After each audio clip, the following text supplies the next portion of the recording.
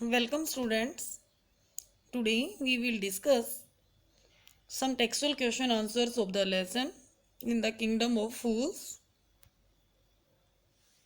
Question: Name all the people who are tried in the king's court.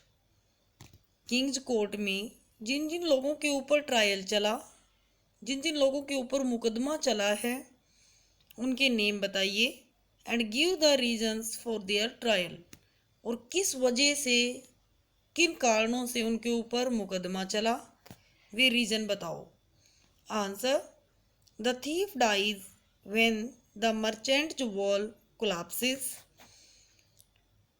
Merchant की wall गिरने की वजह से डेथ हुई। Many people are tried in the king's court. बहुत सारे लोगों के ऊपर राजा के दरबार में मुकदमा चलता है। The first is the rich man. पहला अमीर आदमी है। He is accused of having a weak wall. उसके ऊपर अक्यूज मीन्स आरोप होना, उस पे आरोप है कि उसकी जो दीवार थी वह कमज़ोर है। The second is the bricklayer who had built the weak wall.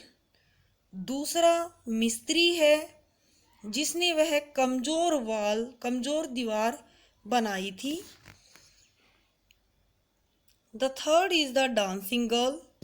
तीसरी वह डांसिंग गर्ल थी, नाचने वाली लड़की थी। Who has distracted the bricklayer's attention. जिसने मिस्त्री दीवार बनाने वाले के ध्यान को डिस्ट्रैक्ट किया, भंग किया था। When he was making the wall, जब वह दीवार बना रहा था। The fourth is the gold Smith. चौथा गोल्ड स्मिथ मीन्स सुनार, चौथा सुनार था। Who had made the dancing girl visit his shop many times.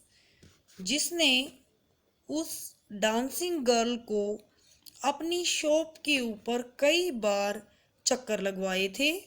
And lastly it comes the turn of a rich man. और अंत में बारी आती है अमीर आदमी की। And the rich man was the same person whose wall had killed the thief. और रिच मैन तो वही आदमी था जिसकी दीवार के नीचे दब करके थीफ की डेथ हुई थी। यानी कि शुरुआत में जहाँ से शुरू हुई थी स्टोरी की पनिशमेंट किसको मिलेगी, वह मर्चेंट को थी। और लास्ट में घूम करके सारी स्टोरी फिर से उसी रिच मैन के ऊपर आ गई। तो इसमें हमारे इस लेसन की बीच बीच की स्टोरी है कि किस किस के ऊपर किंग्स कोर्ट में ट्रायल चला था। This is very important question in this lesson. Next question: who is the real culprit according to the king. राजा के अकॉर्डिंग रियल कल्प्रिट मीन्स अपराधी, वास्तविक अपराधी कौन है। Why does he escape punishment. और वह पनिशमेंट से कैसे बचता है। Answer: according to the king the real culprit is the rich man. राजा के अकॉर्डिंग रियल जो अपराधी है वह रिच आदमी, जिसकी दीवार के नीचे दब करके चोर की डेथ हुई थी। He says that his father had ordered for the jewellery. वह कहता है कि उसके फादर ने ज्वेलरी बनाने का ऑर्डर आदेश दिया था।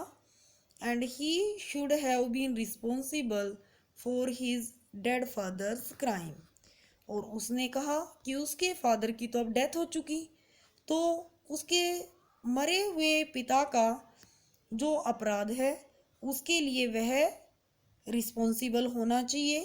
फादर का अपराध है तो सन ही उसके लिए रिस्पॉन्सिबल होगा। He is ordered to be hanged.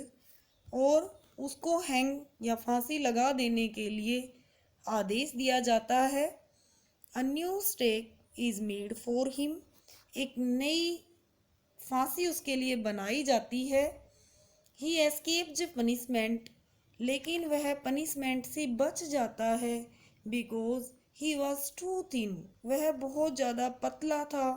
To be properly executed on the stake, क्योंकि इतना ज़्यादा पतला था कि जो फांसी का फंदा था वह उसके ऊपर प्रॉपरली या फिट नहीं बैठता था। ये दोनों क्वेश्चंस आपने अपनी फेयर कॉपीज में लिखने हैं और याद करने हैं। Thank you.